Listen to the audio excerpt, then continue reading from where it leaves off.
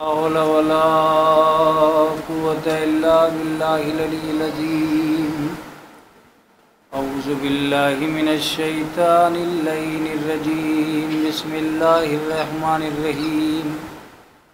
الحمد لله رب العالمين والصلاة والسلام على أشرف الأنبياء والمرسلين بالقاسم محمد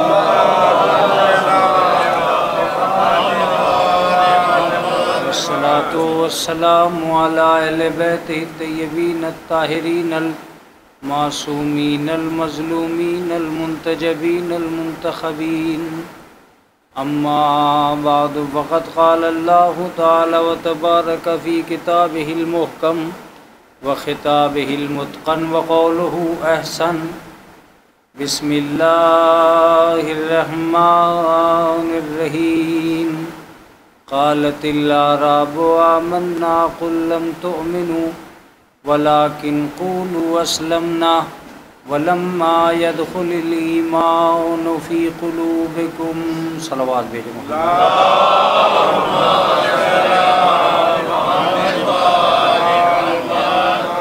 اگر اس کی مائک کی تھوڑی سی آواز بڑھ جائے کوئی صاحب ہو زیادہ مناسب ہے. ایک صلوات پڑھتے ہوئے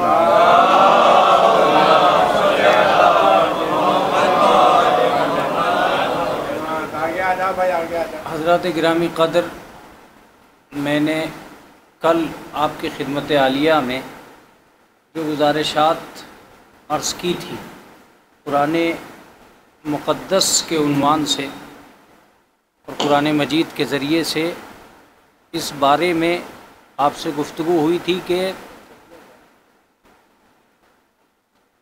عرب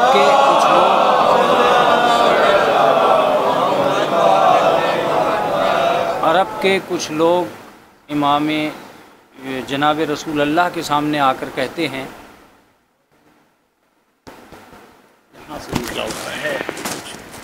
یہاں سے نکال رکھا ہے.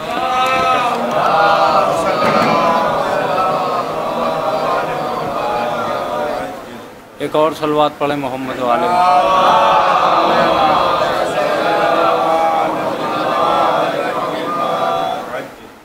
لہذا ان لوگوں نے رسول اسلام سے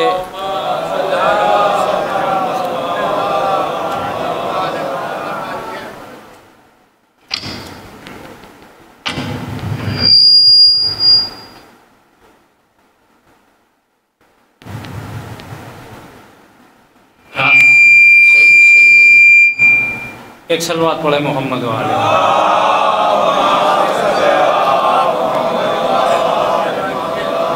لہذا کل ہم نے آپ کی خدمت عالیہ میں یہ عرض کیا تھا کہ اللہ نے ان لوگوں کا بیان قرآن مجید میں درج کیا جس میں یہ احساس ہوتا ہے کہ کچھ لوگوں نے رسول اللہ کے سامنے آ کر یہ کہا کہ ہم مسلمان ہیں، اور رسول اسلام نے ان سے اس بات میں انکار کر دیا کہ آپ مسلمان نہیں ہیں، آپ مومن نہیں ہیں. اس کے بعد مستقل آپ کی خدمت عالیہ میں ہم نے یہ عرض کیا تھا کہ اس کائنات میں یہ ثابت کرنے کے لیے کہ ہم مسلمان ہیں کوئی دلیل آپ کے پاس موجود نہیں ہے سوائے اس کے کہ آپ بھروسہ کریں قرآن مجید پر. قرآن مجید ہی یہ ثابت کر سکے گا کہ یہ آدمی مسلمان ہے یا مسلمان نہیں. اس سے پہلے کہ ہم دوسروں پہ تکیہ کریں کہ کوئی ہمیں مسلمان کہے، ہمیں خود سے پوچھنا چاہیے کہ ہم مسلمان ہیں یا نہیں.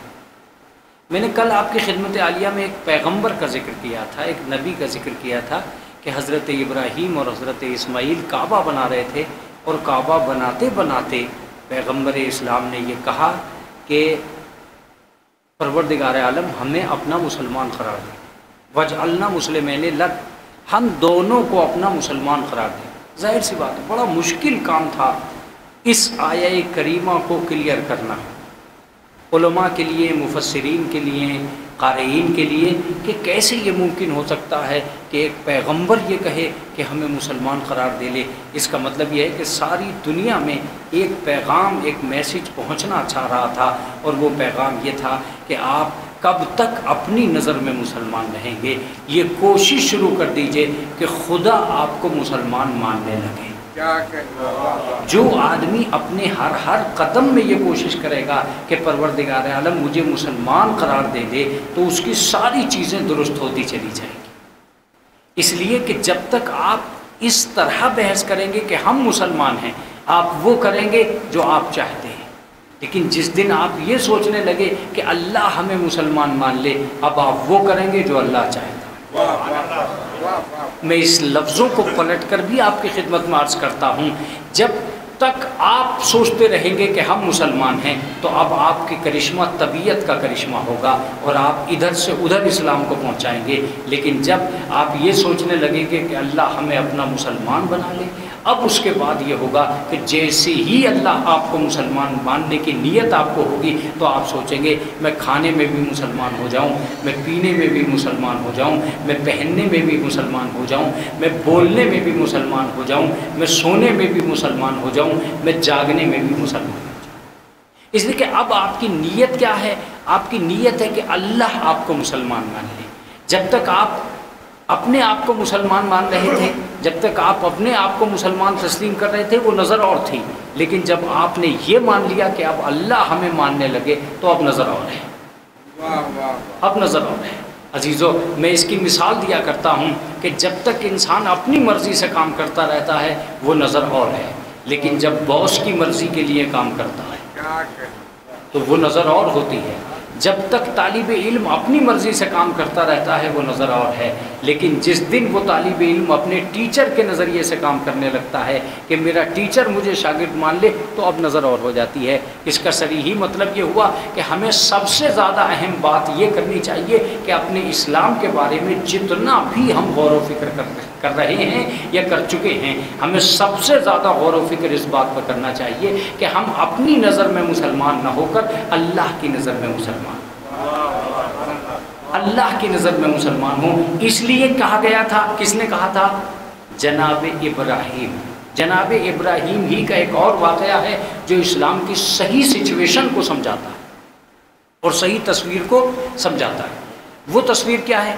خود جناب ابراہیم نے ایک جگہ ایک مردے کو دیکھا، جو مردہ آدھا دریا میں تھا اور آدھا دریا کے باہر تھا۔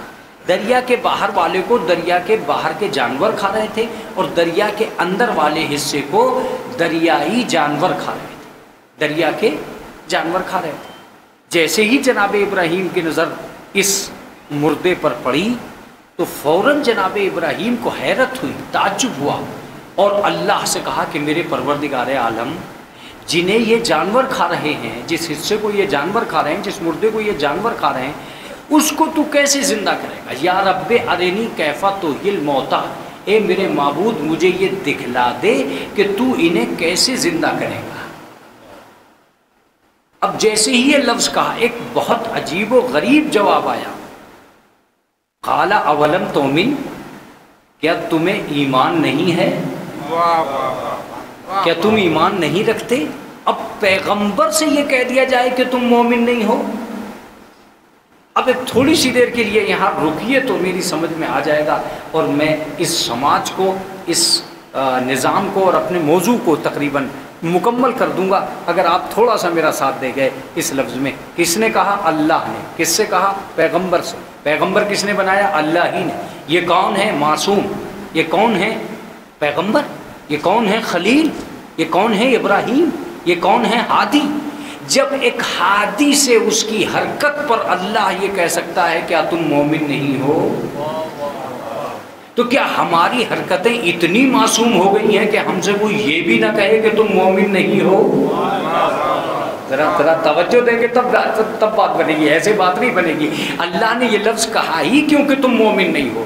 اس کا مطلب یہ ہے کہ ہمیں اپنی حرکتوں پر غور کرنا چاہیے کہ ہم کس حرکت میں مومن ہیں اور کس حرکت میں مومن نہیں ہیں۔ ظاہر سی بات ہے آج جب یہ اللہ کہہ سکتا ہے ایک پیغمبر سے کہ تم مومن نہیں ہو، تو کیا رسول یہ نہیں کہہ سکتے کہ تم مومن اس عمل میں تھے کہ نہیں تھے؟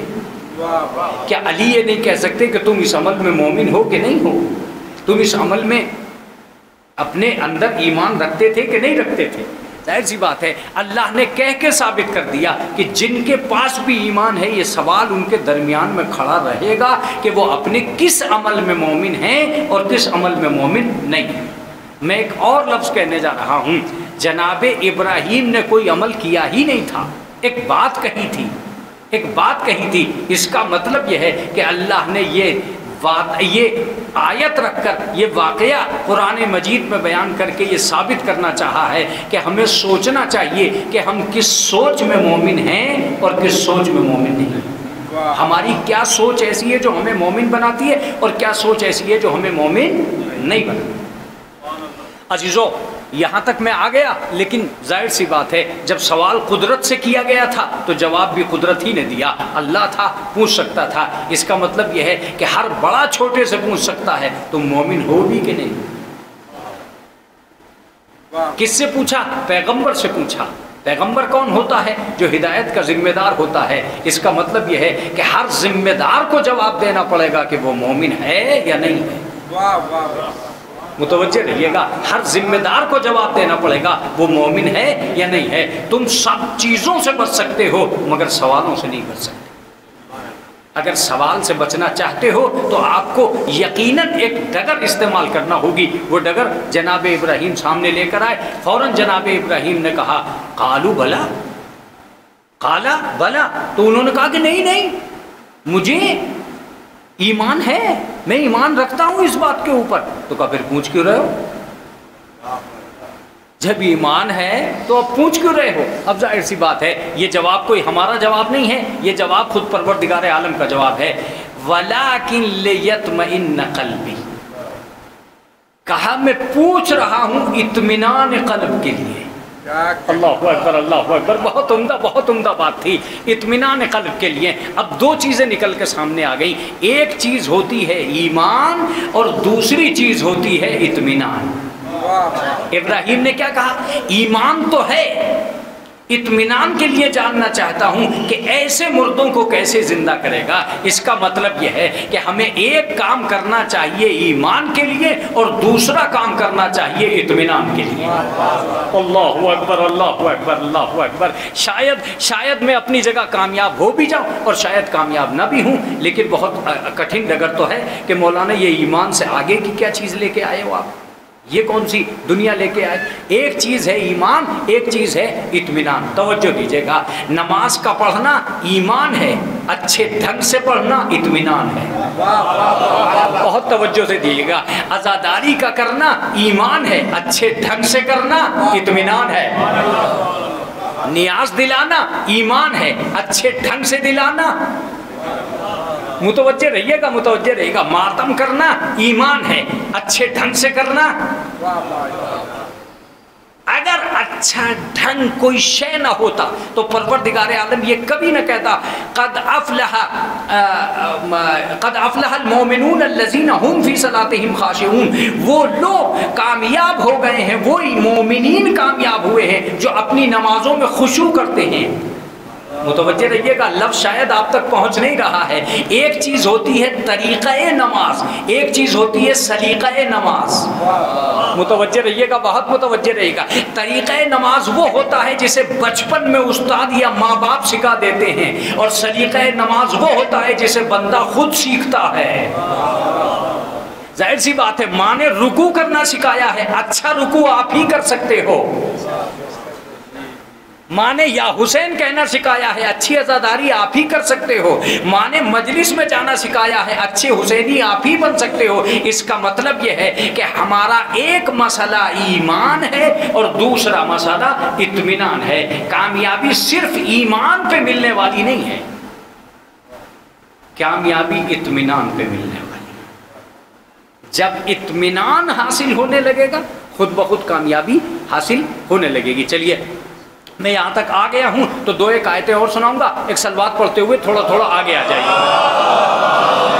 آگے آ جائیے، اس لیے کہ آگے ایسا لگتا رہتا ہے کہ جیسے مجمع بہت کم ہے اور پیچھے ایسا لگتا رہتا ہے جیسے مجمع بہت زیادہ ہے۔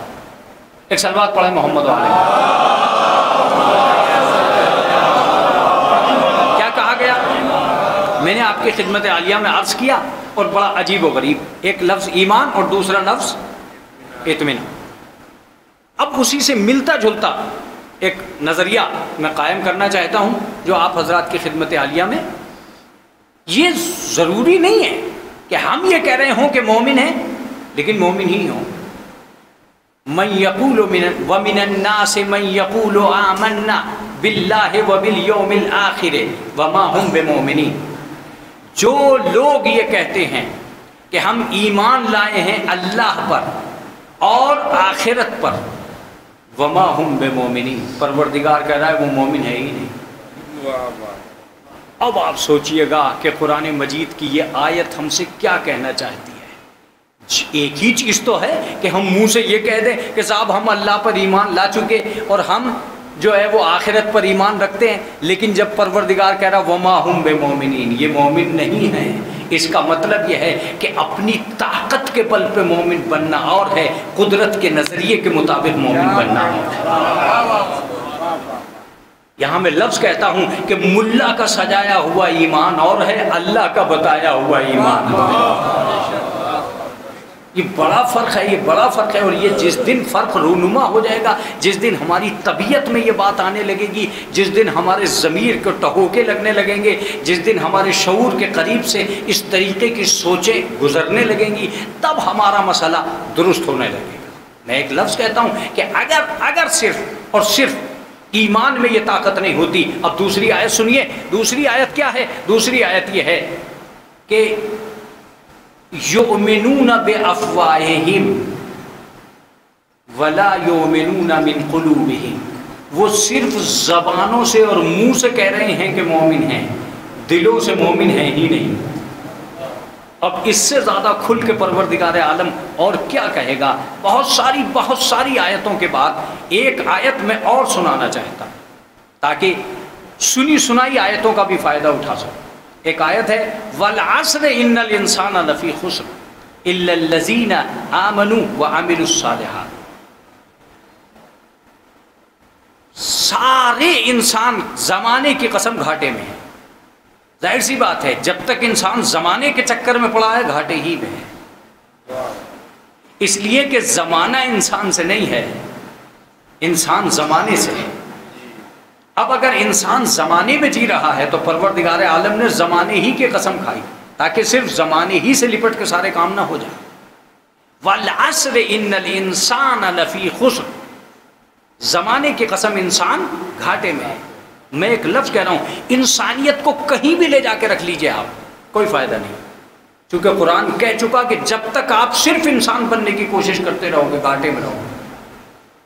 بڑے انسان بن گئے، اونچے انسان بن گئے، اچھے انسان بن گئے، عمدہ انسان بن گئے، بنے رہو، کوئی فائدہ نہیں۔ ہم تو کہہ چکے کہ گھاٹے میں ہیں، تو فائدے میں کم ہوں گے کہ جب انسان ہو کر صاحب ایمان ہو جاؤ گے۔ متوجہ، جس دن انسان ہو کر صاحب ایمان ہو گئے اس دن فائدہ ہوگا۔ تو پہلی منزل ہے انسان ہونا، دوسری منزل ہے صاحب ایمان ہونا۔ میں لفظ کہہ کے چپ ہو جاؤں تو بات بن جائے گی۔ پہلی منزل ہے انسان ہونا، دوسری منزل ہے صاحب ایمان ہونا۔ ہم نے 15 سال تمہیں چھوڑے رکھا ہے انسان بننے کے لیے، 15 سال کے بعد نماز واجب قرار دی تھی صاحب ایمان بننے کے لیے۔ ایک صلوات پڑھ دے محمد و آل محمد۔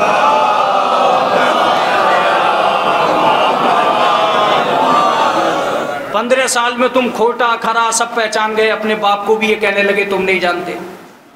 جب تم اتنا جان گئے کہ باپ بھی نہیں جانتا، تب ہم نے کہا کہ اب نمازیں پڑھو، اب روزے رکھو، اب ہم تمہیں انسان مان چکے ہیں، اور اگر مان چکے ہیں تو اب صاحب ایمان بنو۔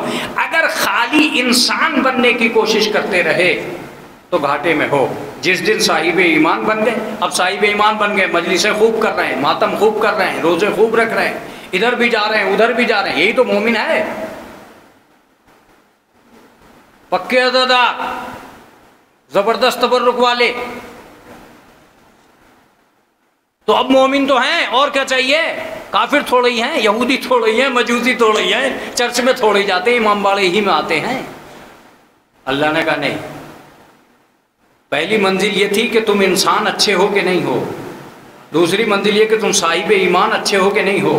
اب اگر صاحب انسان اچھے ہو تو ایک گارنٹی دو، عمل الصالحات، تم عمل صالحہ بھی کرتے ہو کہ نہیں کرتے ہو۔ اس کا مطلب یہ کہ صرف ایمان کا دعویٰ کرنا ضروری نہیں ہے، دعویٰ کرنا ایمان کا ضروری نہیں ہے کہ اگر دعویٰ کرتے رہ گئے تو یہ ضروری نہیں ہے، دعویٰ کرنے کے بعد اسے ثبوت میں لانا ہے کہ ہم مومن ہیں، عمل صالحہ کرنا ضروری ہے۔ عمل صالحہ پہ میں پھر پلٹ کے آؤں گا، پہلے میں اسلام کی ایک تعریف جو میں نے کل کی تھی اس سے ملتی جلتی ایک تعریف اور کر دوں۔ حضرت علی سے پوچھا گیا اسلام کیا ہے؟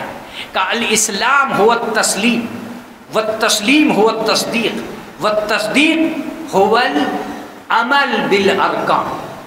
اسلام نام ہے تسلیم کرنے کا، جب لا الہ الا اللہ کہہ دیا تو اب اسے دل سے تسلیم کرو، جب دل سے تسلیم کر لیا تو اب اس کے بعد کیا کرو گے؟ تصدیق کرو۔ تصدیق کسے کہتے ہیں؟ عمل بالارکان، ہاتھ اور پیروں کے ذریعے سے کر کے دکھلاؤ کہ تم کون ہو۔ توجہ دیجیے گا، تو لا الہ الا اللہ ثابت ہوگا اشہد ان لا الہ الا اللہ سے، گھر کا مسلمان ثابت ہوگا اللہ کے گھر سے۔ یہ نماز اعلان کا نام نہیں ہے، تصدیق کا نام ہے۔ ایک صلوات پڑھ دے محمد والے۔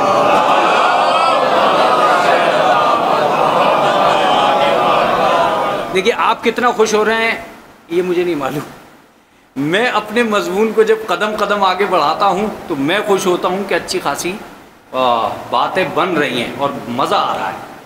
مزہ اس لیے آ رہا ہے کہ موضوع سے متعلق جب آدمی گفتگو کرتا ہے اور اسی موضوع پہ جمع رہتا ہے اور قرآن مجید اور آیات اس کا ساتھ دے رہی ہوتی ہے تو بڑا اچھا ہوتا ہے۔ تم جانتے ہو عمل صالح کسے کہتے ہیں؟ عمل صالح نام ہے جو تمہیں ایمان اور مومن ثابت کرے گا۔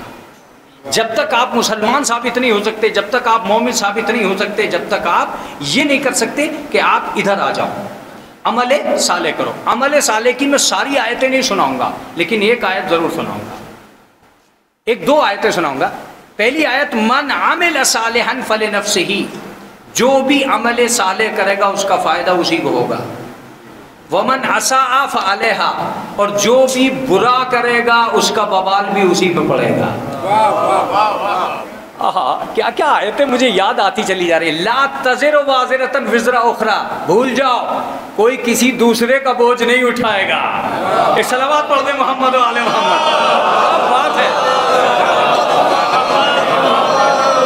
لا تزر وازرۃ وزر اخری، کوئی کسی دوسرے کا بوجھ نہیں اٹھائے گا۔ تم کر رہے ہو تمہیں ملے گا، وہ کر رہا ہے اسے ملے گا۔ شاید اسی لیے خواب میں ہارون نے دیکھا کہ میں جنت میں نہیں گیا، میری بیوی کا محل تھا لیکن میں نہیں جا سکا۔ اس سے کہا گیا تم نہیں جا سکتے چونکہ بیوی کا ہے۔ تم محشر تو اس جگہ کا نام ہے جہاں بیوی کا بیوی کو ملے گا، میاں کا میاں کو ملے گا، شوہر کا شوہر کو ملے گا، بیوی کا بیوی کو ملے گا۔ وہاں یہ نہیں ہو سکتا ہے کہ 10 روپے میں نے دیے تھے 30 روپے کا ثواب اسے مل گیا، نہیں، اگر میں نے دیے ہیں تو مجھے ثواب ملے گا، اس نے دیے ہیں تو اسے ثواب ملے گا۔ یہی وجہ ہے کہ کنجوس دوہرا بھگتان بھرے گا محشر میں۔ ایک تو یہ کہ اس کے پاس تھا اور خرچ نہیں کیا، اور اولاد اس لیے فائدہ اٹھائے گی کہ اس کا نہیں ہے باپ کا خرچ کر دیا۔ ایک صلوات پڑھ دے محمد و آل محمد۔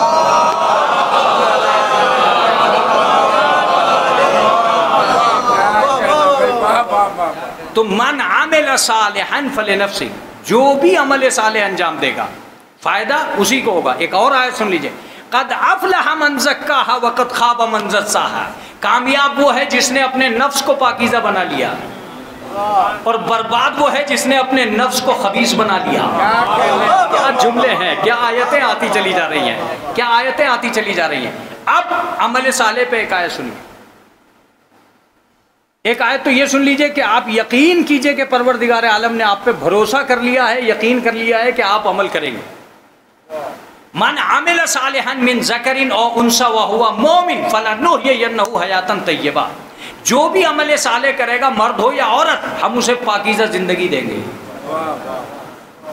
مجلس تمام کر دوں گا اگر آپ متوجہ ہو گئے اس جملے پر۔ اس آیت نے مجھے جھنجھوڑ کے رکھ دیا ہے۔ من عمل صالحا، جو بھی عمل صالح کرے، من ذکر او انثی، چاہے وہ مرد ہو چاہے وہ عورت، ہم اسے پاکیزہ زندگی دیں گے۔ اس کا مطلب یہ کہ زندگی دے چکا پہلے، پاکیزہ زندگی دے گا اب۔ بس اب آپ متوجہ ہو جائیے تو بات بنے گی۔ زندگی دے چکا پہلے، پاکیزہ زندگی دے گا اب۔ زندگی ملی ہے قدرت کی عنایت سے، پاکیزہ زندگی ملے گی عمل کی طاقت سے۔ میں کب تک بولتا رہوں گا؟ زندگی ملی ہے اللہ کی عنایت سے، پاکیزہ زندگی ملے گی عمل کی طاقت سے۔ مولانا یہ کیا رہا؟ اس کا مطلب زندگی اور ہے، پاکیزہ زندگی اور ہے۔ جو عمل صالح نہیں کر رہے ہیں ان کے پاس زندگی تو ہے، پاکیزہ زندگی نہیں ہے، یہ اللہ کہہ چکا ہے۔ اب آپ مان لو کہ بھئی وہ پاکیزہ زندگی کون سی ہے، زندگی کون سی ہے، میں کہاں تک بتاتا پھروں گا؟ آنکھیں تو دونوں کے ہی ہیں، پیر تو دونوں کے پاس ہیں، ہاتھ تو دونوں کے پاس ہے، تو پاکیزہ زندگی میں اور زندگی میں کیا فرق ہے؟ جی زبان سب کے پاس ہے، جو اچھی بولے تو پاکیزہ زندگی، آنکھیں سب کے پاس ہیں، جو اچھا دیکھے تو پاکیزہ زندگی، رفتار سب کے پاس ہے، جو اچھا چلے تو پاکیزہ زندگی، دماغ سب کے پاس ہے، جو اچھا سوچے تو پاکیزہ زندگی۔ کیا زندگی کیا ہے؟ پاکیزہ زندگی کیا ہے؟ کب تک گناتا رہوں گا؟ جو صرف ناشتہ کر کے رہ جائے تو زندگی ہے، جو 2 رکعت نماز پڑھ لے تو پاکیزہ زندگی ہے۔ اب لفظ سن کے چپ نہ رہ جائیے گا، جو لفظ کہہ رہا ہوں، جو صرف کھانے پر تلا رہے تو زندگی ہے، جو حلال کھانے کی سوچے تو پاکیزہ زندگی ہے۔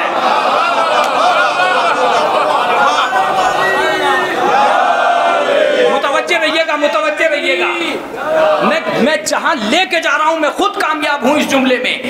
جو اپنے کھانے کی فکر کرے تو زندگی ہے، جو یتیموں کو کھلانے کی فکر کرے تو پاکیزہ زندگی ہے۔ اس کا مطلب یہ ہے کہ اللہ یہ اعلان عام کر چکا کہ ہم دیں گے پاکیزہ زندگی۔ ظاہر سی بات ہے جو اپنی زندگی کی سوچتے ہیں، بھائی جملہ ممبر سے کہہ کے اتر جاؤں تو تاریخ بیان ہو جائے گی اسی لفظ میں، متوجہ رہیے گا۔ جو اپنے کھانے کی فکر کرتے ہیں وہ بازار سے راشن گھر لے کے آتے ہیں۔ جملہ ہے میرا، کیا جملہ ہے میرا، گونجنا چاہیے تھا مجلس کو۔ وہ بازار سے راشن گھر لاتے ہیں، اور جو لوگ پاکیزہ زندگی کی تلاش کرتے ہیں وہ بوریاں لاد کے غریبوں کے گھر لے جاتے ہیں۔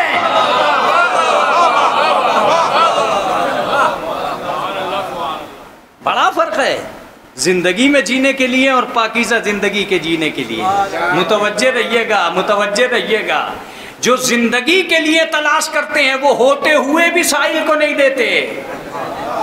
آپ جاگ تو رہے ہیں؟ جو زندگی ہی میں رہتے ہیں وہ ہوتے ہوئے بھی کسی مانگنے والے کو نہیں دیتے، لیکن جو پاکیزہ زندگی کی تلاش میں ہوتے ہیں وہ خود فاقہ کر لیتے ہیں، غریب کو کھانا دے دیتے ہیں۔ متوجہ رہیے گا، متوجہ رہیے گا۔ جو صرف زندگی کی تلاش میں تھے وہ مدینے ہی میں لیٹ گئے، جو پاکیزہ زندگی کا اعلان کرنے والے تھے وہ کربلا تک چلے آئے،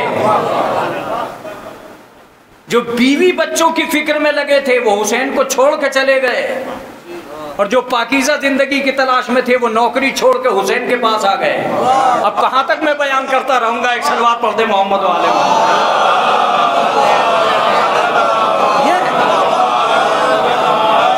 تو ہر روز ہمارے گھروں میں 2 چیزیں اتر کے آتی، زندگی اور پاکیزہ زندگی۔ کون نیند کے چکر میں تان کے سو گیا اور کون عبادت کے چکر میں چھونج کے اٹھ گیا۔ ایک کو زندگی تلاش کر رہی تھی، ایک کو پاکیزہ زندگی تلاش کر رہی تھی۔ اللہ نے کہا من عمل صالحا من ذکر او انثی فَلَنُحْيِيَنَّهُ حَيَاةً طَيِّبَةً، اگر ہم تمہیں پاکیزہ زندگی دیں۔ اب اس پاکیزہ زندگی کا حال سنیے۔ آدمی یہ سب دیکھیے، اب چونکہ موضوع یہ تھا یہیں پہ ختم کر لیجئے بات، مسائل پڑھ دوں گا بس اس بات کے تمام ہونے کے بعد۔ ہم پہلی ہی منزل کو آخری منزل سمجھ بیٹھے، بس جیسے ہی ہم نے کلمہ پڑھ لیا ہم سمجھے ہم نے تو پورا قرآن ہی پڑھ لیا، پورا اسلام ہی پڑھ لیا، پوری شریعت ہی پڑھ لی۔ ابے بھیا ابھی تم مسلمان ہوئے ہو، آگے بڑھو، زاہد بنو، عابد بنو، ساجد بنو، متقی بنو، پرہیزگار بنو، امانت دار بنو، صاحب ایمان بنو، صاحب عرفان بنو۔ کتنی منزلیں! تم نے کالج میں جاتے ہی اعلان کر دیا بس مجھے تو ڈگری مل گئی۔ کالج میں داخلہ ہوا تو بچہ اسٹوڈنٹ بنا کالج میں داخل ہوتے ہی، مگر کیا ڈگری مل گئی اسے؟ کالج کہے گا ابھی پڑھ، ڈیوٹی دے، امتحان دے، تب جا کے ڈگری دیں گے۔ یہ مسلمان بنتے ہی جنت لینے لگے۔ شاید آپ بیدار نہیں ہوئے، ان کو تو بس ہم مسلمان ہیں، جنت ہماری، اور اپنی جنت کے چکر میں دنیا کی جنت جہنم بنا دی۔ دنیا کی زندگی جنت جہنم بنا دی اپنی جنت کے چکر میں۔ مجھے جنت ملے گی، نتیجہ کیا ہوا؟ نتیجہ یہ ہوا کہ خودکش بم باندھ کے چلا، بازار میں پہنچا کہ بازار میں بم پھاڑ دوں گا 10-20 مر جائیں گے، بس میں جنت میں چلا جاؤں گا۔ اتفاق وقت ہے وہ بم تو نہیں پھٹا، دہشت میں یہی بے ہوش ہو گیا۔ بے ہوش ہو کے اسپتال میں گیا، اسپتال میں جو آنکھ کھلی تو نرسوں کو دیکھا، کہا تم تو ایک ہی ہو، دوسری کہاں ہے؟ کہ تو کیا سمجھ رہا ہے یہ جنت تھوڑی ہے، اسپتال ہے، تو بے ہوش ہو گیا تھا۔ ایک صلوات پڑھ دے محمد والے محمد۔ بے ہوش ہو گیا تھا۔ یہ ہے جنت، جس کو تلاش کرنے کے لیے 10-20 کو مارو، 20-25 کو ختم کرو، تب جا کے جنت ملے گی۔ یہ کہتی جنت ہے بھئی دوسروں کی دنیا کو جہنم بنائے دے رہے۔ واہ واہ واہ۔ لیکن میں آج آپ سے ایک سوال کرتا ہوں، کیا پوری زندگی میں یہ بات صحیح ہے؟ ایک آدمی کو جوائن کیا گیا، پولیس کی جوائننگ ہوئی، اس نے وردی پہنتے ہی سرکار میں جا کے کہا کہ لاؤ پینشن دے دو۔ اب تو پینشن ہی ختم ہو گئی ہے، کب پینشن دے دو؟ ارے بھئی تم ڈیوٹی دو، یقین دلاؤ سرکار کو کہ تم وفادار ہو، تب جا کے ہم کہیں تمہیں پوری عمر گزارنے کے بعد 60 سال کی عمر میں یا 56 سال کی عمر میں جا کے ہم تمہیں پینشن دیں گے۔ تم نے پہلے ہی دن، مسلمان نے کچھ نہیں کیا اور پہلے ہی دن اللہ سے جنت مانگ رہا ہے۔ پروردگار عالم یہ کہے گا ابھی ڈیوٹی دو، ابھی تو صرف وردی پہنی ہے، ابھی کہاں تمہیں۔ یہی کمی ہے کہ اس مسلمان ہوتے ہی سوچ رہا ہے بس ساری ترقیاں ختم، میں تو مسلمان ہوں اور جنت میری ہے۔ میں آج اس جنت کا ایسا آپریشن کر کے جاؤں گا، اگر آپ لوگوں نے میرے اوپر یہ الزام نہ لگایا کہ یہ مولوی ممبر پہ بیٹھ کے جنت بیچے۔ بھائی ٹھیک ہے ہم تو تمہارے ہیں، تم ہمیں لفافے دیتے ہو، کچھ بھی کہتے رہو، لیکن اسے تو تم کچھ نہیں کہتے جس نے زمین پہ بیٹھ کے جنت بیچ دی۔ کیا کہنا، مولوی بیچارہ ممبر پہ بھی بیٹھ کے نہ بیچے۔ یہ ایک بات یاد رکھیے، اگر مجلس میں جنت نہیں آ سکتی تو پھر کہیں جنت نہیں آ سکتی۔ اگر اس ممبر سے جنت کا ذکر نہیں ہو سکتا تو پھر کہیں، اس سے جا کے کہو نا اس نے تو زمین پہ بیٹھ کے بیچی۔ زبیدہ نے کہا بیچو گے؟ کہا بالکل۔ کہا کتنے میں؟ کہا 4 دینار۔ اتنی سستی جنت بیچ دی۔ اگلے دن ہارون نے کہا بہلول بیچو گے؟ کہا بالکل۔ کہا کیا لوگے؟ کہا پوری حکومت۔ کہا ایک دن میں اتنے دام بڑھ گئے؟ کہا پراپرٹی ڈیلر تو میں ہوں،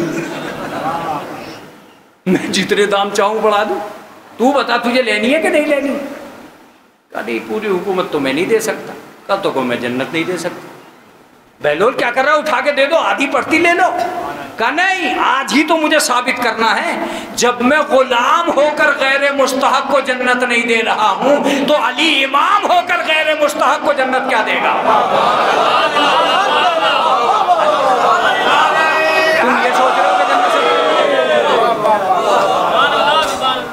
جسے چاہو گے جنت دے دو گے؟ کہا نہیں، علی ہر کسی کو، ہر کس و ناقص کو جنت۔ ایک بات میں آپ سے پوچھنا چاہتا ہوں، روزے رکھے؟ کہا تھا آپ مئی جون کے مہینے میں شوگر ہائی ہوتی رہی مگر رکھتے رہے۔ اب تو اس سال تو شوگر والوں نے بہت زیادہ روزے رکھے ہیں، لاک ڈاؤن سے نکل کے زیادہ تر شوگر والوں نے روزے رکھے۔ یہ تبدیلی آئی، یہ چینجنگ آئی۔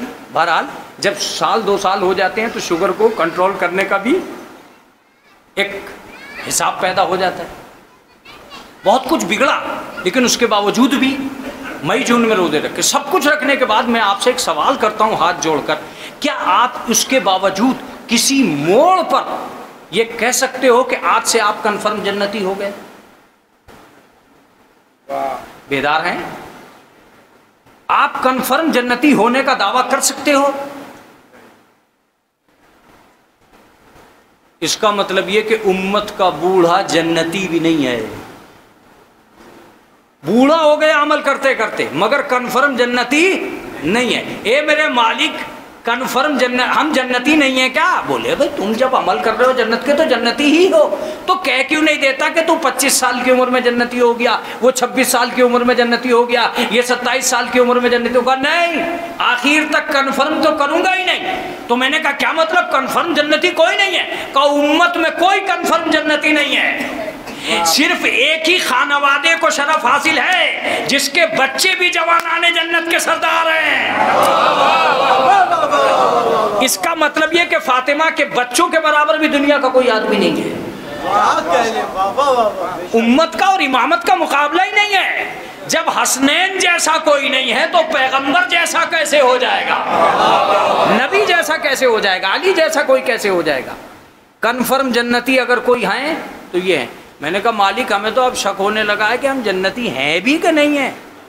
کہا کیوں شک ہو رہا ہے تمہیں؟ میں نے کہا شک اس لیے ہو رہا ہے کہ اگر ہم جنتی ہیں تو ایک کام کر، ایک دن ہمارے لیے آسمان سے کچھ تھوڑا بہت اتار دے، ہم یہ سمجھ لیں گے کہ آج سے ہم جنتی ہیں۔ کہ تم کیا کہنا چاہ رہے ہو؟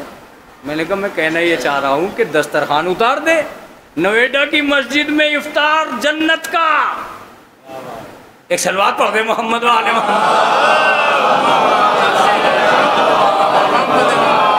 شاہی مسجد میں آج اللہ کی طرف سے دسترخوان آئے گا۔ ابے کب تک اپنے دسترخوان بچھاتے رہیں گے ہم؟ ایک دفعہ تو اپنی سخاوت دکھا دے، وہ شراب طہور وہیں سستی رہے گی۔ یہ دودھ کی نہریں، یہاں تو دودھ کی پولیتھینیں کم پڑ رہی ہیں، وہ دودھ کی نہریں وہیں رہیں گی، اس کا ایک دھارا یہاں کو بھی بھیج دے، کبھی ایک کٹورا، کبھی ایک گلاس، کبھی ایک بوتل 2 بوتل، ہم تو ترس گئے۔ کہ وہیں سجا رکھی ہے ساری کی ساری۔ کہ نہیں، تو میں نے کہا دیتا کیوں نہیں ہے؟ کہ نہیں تمہیں نہیں ملے گی۔ تو کیا ہم جنتی نہیں ہے؟ کہ جنتی ہو، جنت کے کام کر رہے ہو تو جنتی ہو، تو دیتا کیوں نہیں؟ کہا دوں گا نہیں۔ کیوں نہیں دے گا؟ یا تو یہ کہہ دے کہ پہلے کبھی دیا نہیں ہے۔ اب آپ بیدار نہیں ہیں، اب آپ بیدار نہیں ہیں۔ یا تو یہ کہہ دے کہ پہلے کسی کے لیے تو نے دسترخوان اتارا ہی نہیں، پہلے کسی کے لیے تو نے لباس اتارا ہی نہیں، ہمیں رومال ہی بھیج دے۔ کہ نہیں دوں گا، اسی لیے نہیں دوں گا کہ تم زندگی میں کبھی فاطمہ کا برابری نہ کرنا۔ فاطمہ کی برابری نہیں کرنا، وہ فاطمہ ہے جو کبھی اپنے لیے منگاتی ہے، کبھی اپنے بچوں کے لیے منگاتی ہے، لہذا تم نہیں کر سکتے۔ میں نے کہا تو مجھے تو یہ شک ہونے لگا کہ میں جنتی ہوں بھی کہ نہیں۔ کا شک مت کر، تجھے بھی ملے گا۔ میں نے کہا کب ملے گا؟ کہ جس دن تیرے اندر سے گناہ کرنے کی طاقت ختم ہو گئی، اسی دن تجھے کھانا ملنے لگے گا جنت کا۔ جنت کا کھانا وہی کھا سکتا ہے جس نے گناہ نہ کیا ہو۔ آپ بیدار تو ہیں؟ جس نے گناہ نہ کیا ہو۔ اب آپ نے متوجہ ہوئے معصومین کے لیے کیوں آیا؟ اس لیے آیا کہ معصومین گناہ نہیں کرتے ہیں۔ ہمیں کب ملے گا؟ جیسے ہی ہم مریں گے ویسے ہی قرآن مجید میں ایک آیت ہے، ابشروا بہل جنت التی کنتم بہا توعدون، انہیں اس جنت کا جس کا وعدہ کیا گیا تھا اس کی بشارت دے دو۔ 1 گھنٹہ پہلے دے دیتا، الیکشن لڑ لیتا کہ میں جنتی ہو گیا ہوں آج سے۔ اب دے رہا جب میں قبر میں آ لیا۔ کہ نہیں، تمہیں جنت کی بشارت قبر میں دی جائے۔ ٹھیک ہے، معبود کیوں نہیں دیا؟ کہ تم میں گناہ کرنے کے آثار ختم نہیں تھے، اب قبر میں آ گئے ہو تو گناہ کرنے کے آثار ختم ہو گئے، اب تمہیں جنت کا کھانا دیا جائے گا، جنت کی کھڑکی کھولی جائے گی۔ اب میں سمجھا کہ فاطمہ کو اس لیے ملا کہ فاطمہ گناہ نہیں کرتی تھی، علی نے اس لیے کھایا کہ علی گناہ نہیں کرتے تھے، حسن اور حسین نے اس لیے کھایا کہ حسن اور حسین گناہ نہیں کرتے تھے، رسول اللہ نے اس لیے کھایا کہ رسول اسلام معصوم تھے، وہ گناہ نہیں کرتے تھے۔ لیکن انہی کے درمیان میں ایک ایسی ہستی نے بھی کھایا جو معصومہ نہیں ہے، جناب فضہ نے کھایا۔ تو جب جناب فضہ معصومہ نہیں ہے تو یہ کیوں کھا رہی ہیں؟ کہ اس کا مطلب یہ ہے کہ جو زہرا کے گھر میں ہوتا ہے وہ گناہ نہیں کرتا ہے، اس لیے اسے جنت کے کھانے دیے جاتے ہیں۔ تو عزیزو، کہیں کنفرم جنت نہیں۔ اگر کنفرم جنت نہیں ہے تو ہمیں اپنے عمل سے ثابت کرنا ہوگا کہ ہم کس قسم کے جنت ہیں، ہمیں کس چیز کی تلاش ہے۔ اب میں اس چیز کی طرف جانا ہی نہیں چاہتا جس کا میں نے آپ سے وعدہ کیا تھا، البتہ اس کا ایک واقعہ میں سناتا ہوں۔ ایک صاحب پڑوسی تھے جناب فاطمہ کے، یہ کوئی معمولی شرف تو نہیں ہے پڑوسی ہونا، بہرحال اسی محلے میں رہتے تھے۔ انہوں نے اپنی اہلیہ سے کہا، یہ میرا ایک الگ موضوع ہے،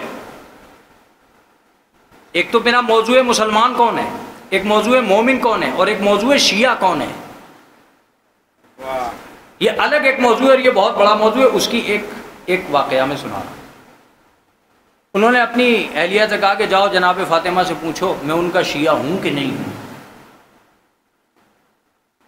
متوجہ ہیں، میں ان کا شیعہ ہوں کہ نہیں ہوں۔ وہ گئی اور جانے کے بعد اس نے کہا، بی بی میرے شوہر نے دریافت کرایا ہے کہ میں آپ کا شیعہ ہوں کہ نہیں ہوں۔ کہا اس سے جا کے کہہ دے کہ اگر وہ ان چیزوں کو ان کنت تعمل بما امرناک وتنتہی عما زجرناک فانت من شیعتنا، اگر وہ ان چیزوں کو کرتا ہے جن کا ہم نے حکم دیا ہے اور ان چیزوں سے رکتا ہے جس کے ہم نے روکا ہے تو وہ ہمارا شیعہ ہے، اور اگر ایسا نہیں ہے تو وہ ہمارا شیعہ نہیں ہے۔ وہ اپنے گھر گئی، اپنے گھر جا کے اس نے ایک ہی جملہ، بس ایک جملہ جس میں پوری شیعت بند ہے، اس نے جا کے شوہر سے کہا، شوہر زمین پر تڑپنے لگا کہ ہم تو گئے، اب ہمیں کون سنبھالے گا، یہ بس کی نہیں ہے، یہ چیز ممکن نہیں ہے۔ میں ایک لفظ کہنے جا رہا ہوں، پوری روایتوں کی قسم کھا کر اگر میرا موضوع ہی وہ ہوتا تب میں آپ سے بولتا۔ اہل بیت کی دنیا میں محب اور ہے، شیعہ اور ہے۔ محب وہ ہے جو اہل بیت سے محبت کرتا ہے، شیعہ وہ ہے جو اہل بیت کی اطاعت کرتا ہے۔ اب میں یہ بہت بڑا موضوع ہے، میں اسے اپنا شارٹ تو نہیں کر سکتا، لیکن ایک دو لفظ اور اس کے بعد تمام۔ وہ پھر گئی اور اس نے جانے کے بعد میں کہا، بیوی جب سے آپ نے یہ جملہ کہا ہے میرا شوہر تو تڑپ رہا ہے۔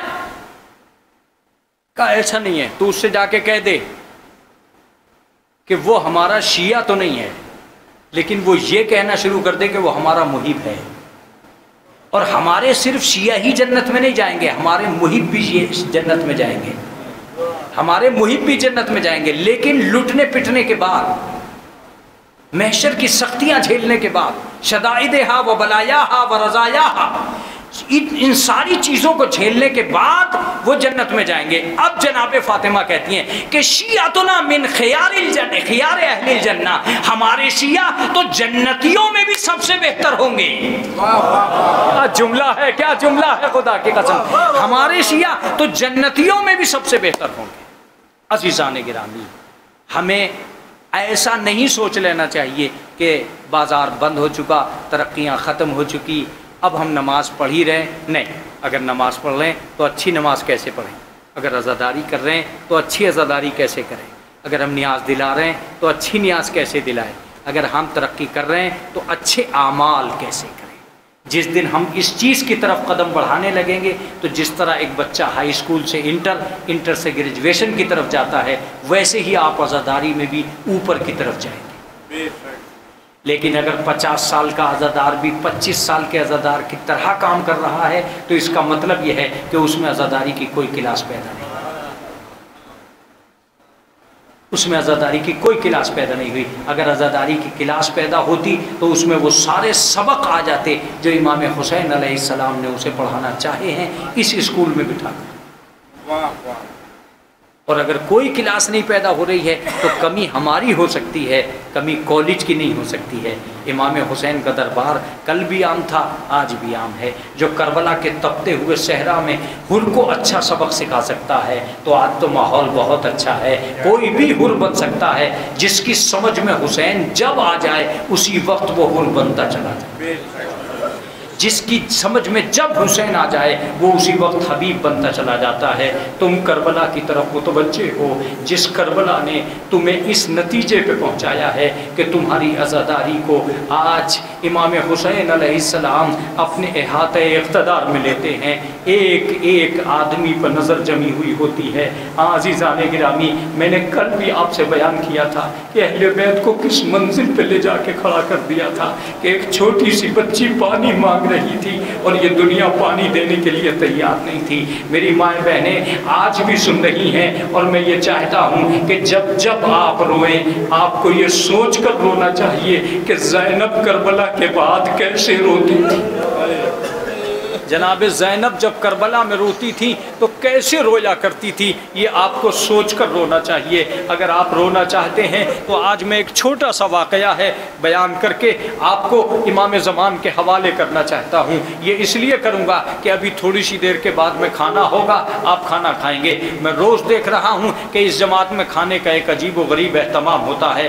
آپ کی عزادار ہیں، آپ کو کھانا پروسا جاتا ہے، مگر میرے عزیزوں آپ کو نہیں بھولنا چاہیے کہ ایک دن جناب سید سجاد نے اپنی پھوپھی اماں سے پوچھا، پھوپھی اماں میں نے کبھی آپ کو بیٹھ کر نماز پڑھتے ہوئے نہیں دیکھا، کیا وجہ ہے کہ آپ بیٹھ کر نماز پڑھ رہی ہیں؟ کہا میرے لال شام کے زندان میں کھانا اور پانی اتنا کم آتا ہے کہ میں اپنے حصے کا کھانا بھی اپنے بچوں کو دے دیتی ہوں. اب مجھ میں کمزوری بڑھتی جا رہی ہے، اس لیے زینب نماز شب بیٹھ کر پڑھ رہی.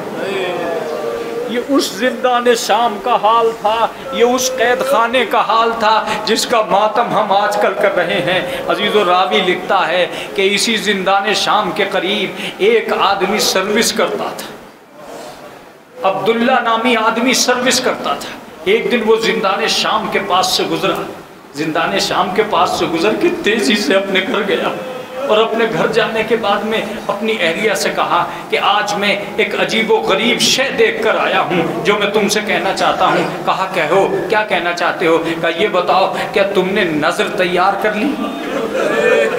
کہا تو کبھی نظر کے لیے نہیں پوچھتا تھا، آج نظر کو کیوں پوچھ رہا ہے؟ کہا بی بی تو جو جمعرات کو نظر حسین دلاتی ہے، میں نے کچھ ایسے مستحق دیکھے ہیں کہ اگر یہ نظر ان تک نہیں پہنچی تو قیامت آ جائے گی. کہا تجھے عجیب و غریب بات کہہ رہا ہے، یہ کیا کہہ رہا ہے؟ کہا میں نے ایک ننھی سی بچی کو دیکھا ہے، ایک بیمار آدمی کو دیکھا ہے جو زندان شام کے باہر بیٹھا تھا اور اس سے بچی یہ سوال کر رہی تھی، اے بھیا ہمیں کب وطن جانا نصیب ہو؟ اجرکم اللہ، خدا آپ کو کسی غم میں نہ رلائے سوائے غم آل محمد کے. جب آپ کے آنکھوں میں آنسو آتے ہیں تب اہل بیت اطہار آپ کے بچوں کے لیے دعائیں دیتے ہیں. جناب زینب آپ کو آپ کے بچوں کو دعائیں دیتی ہیں، بار الہ ان پر رحم کرنا جو میرے حسین پہ آنسو بہائے. اللہ اکبر. بس ایک مرتبہ یہ کہتا ہے کہ بی بی اگر وہ نیاز تو نے تیار کر لی ہے تو چل، میں اس نظر کے مستحق دیکھ کر آیا. میں اس پورے واقعے میں کہیں بھی اتنا نہیں روتا ہوں جتنا اس لفظ پہ رویا تھا جب میں نے پہلی مرتبہ اس واقعے کو پڑھا تھا. جب وہ چلنے لگی تو ایک مرتبہ اس نے سینی کو اپنے سر پہ رکھا اور اپنی بیوی سے کہتا ہے ذرا جلدی آؤ. بس جیسے ہی اس نے کہا کہ جلدی آؤ تو وہ کہتی ہے کہ آخر اتنی جلدی کیا ہے؟ کہ جلدی اس لیے ہے کہ کہیں ایسا نہ ہو کہ یہ کھانا پہنچنے سے پہلے وہ بچی مر جائے.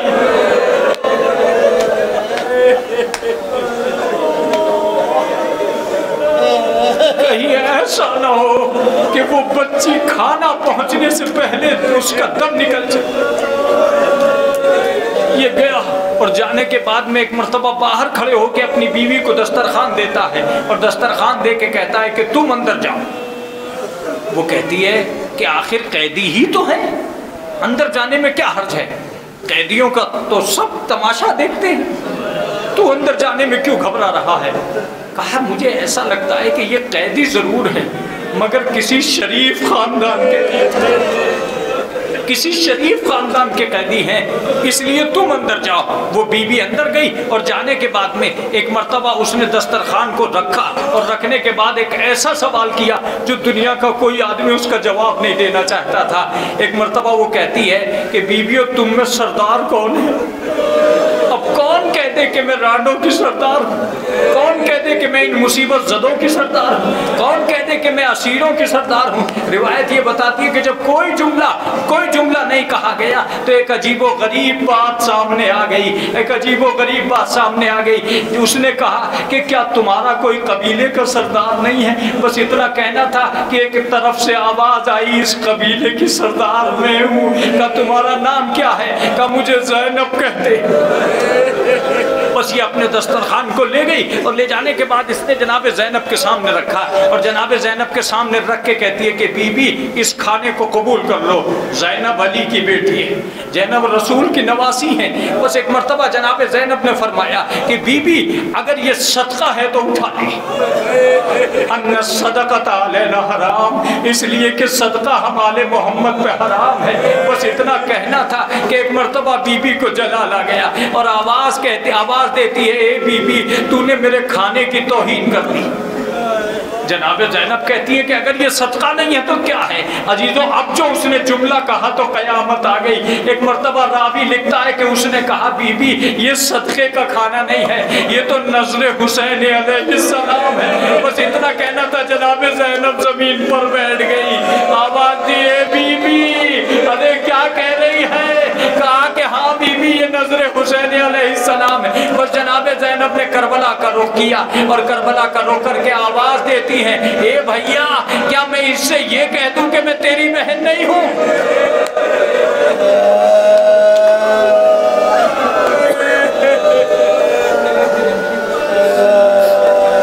اے بھیا کیا میں اس سے یہ کہہ دوں کہ میں تیری بہن نہیں ہوں؟ تیری جاننے والی، تیری پہچاننے والی اس وقت قید خانے میں کھڑی ہے۔ بس ایک مرتبہ جناب زینب نے کہا کہ بیٹھ جا، اطمینان سے اسے بٹھایا، کہا کہ تیرا کون سا حسین ہے جس کی تو نظر دلاتی؟ کہا ایک ہی حسین ہے جو مدینے میں رہتا ہے۔ کہ اگر تو مدینے کے حسین کی بات کر رہی ہے تو بتا تیرا واقعہ کیا ہے؟ کہ بی بی میں چھوٹی سی تھی، میں بیمار ہوئی، میرا مرض لا علاج تھا، سب جگہ میرا باپ لے کے گیا، کہیں سے کوئی علاج نہیں آیا، لیکن کسی نے کہا کہ تو نبی کے پاس چلا جا۔ بی بی جب میں گیا تو میں نے دیکھا کہ نبی مسجد میں بیٹھے تھے لیکن ان کے پاس ایک نواسا ٹہل رہا تھا۔ بس ایک مرتبہ جب میرے باپ نے نبی سے کہا کہ میری بیٹی کے علاج کے لیے دعائیں کر دیجئے، اے بی بی میں نے دیکھا کہ نبی نے تو دعا نہیں کی مگر اپنے نواسے سے کہا حسین اس کے لیے دعا کر دے۔ بس بی بی میں نے دیکھا اس نے ننھا سا دامن اٹھایا، آواز دی بارے الہا اسے مریض نہ کرنا۔ اے بی بی اس دن سے آج تک مجھے کوئی مرض نہیں ہوا لیکن میں ہر جمعرات کو نظر حسین دلاتی ہوں۔ بس جناب زینب نے گلے سے لگا لیا، آواز دی اے بی بی اب اس میں شربت کا اضافہ کر دینا، تیرا حسین مارا گیا کربلا کے میدان میں، 3 دن کا پیاسا حسین شہید کر دیا گیا۔ یہ بچی سکینہ اسی کی بچی ہے، اس نے چادر پھینک دی، آواز دی بی بی تم کون ہو؟ کہا میں حسین کی بہن زینب ہوں، یہ ام کلثوم ہے، یہ حسین کا کنبہ ہے، وہ اسیر حسین کا بیٹا ہے۔ سیعلم الذین ظلموا الہی بحق الزہرا و ابیہا و بعلہا و بنیہا ماتم حسین۔